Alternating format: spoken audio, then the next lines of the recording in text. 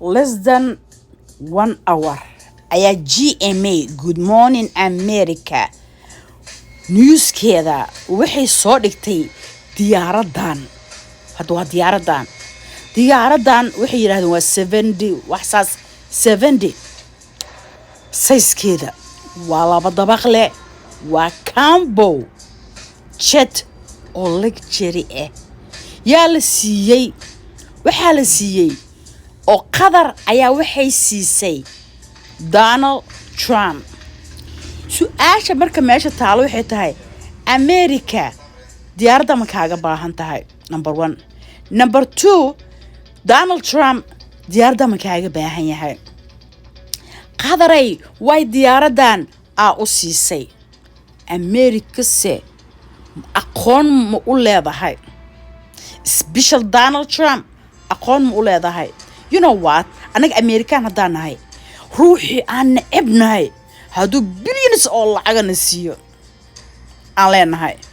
ruuxan jecelnahayna hadu xun yahay xarka ka uraayo kulina marka qadaray soo ma fiicnaan lahayn carab badan oo baahan oo abaaraysan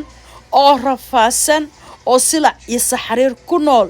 iyagoo jiraan ruux aan wax kaaga baahneen munaasabna aan ku ahayn inaa siisid in asiisid combo jet luxury inaa siisid soo qalad idinku ma ahan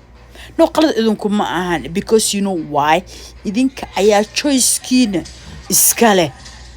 idinka samaysan idinka baa siisan laakiin there's one thing aadan garaneynina America nama taqaanaan anaga American hadaan nahay qoftaan rabno iyadoo waxbana siinin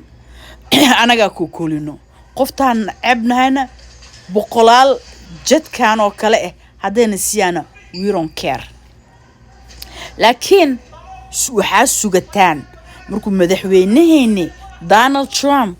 uu soo noqdo United States ku soo noqdo habka u thank you qadar idin yiraahdo iyo habku idin treat garayo aniga hadirta ma ka dhacay laakiin ruux markii thank you la dhahayo lama sheego oo waa mahadsantiin war carab baahan waxa daadibisa meesha munaasabka ka ay ku tahay baa lagu bixiya meel munaasab ahayn iyo ruuxan abaalkaaga heenin lama siiyo iyaga hadda maanta qadar wuxuu u maleysaa inay wax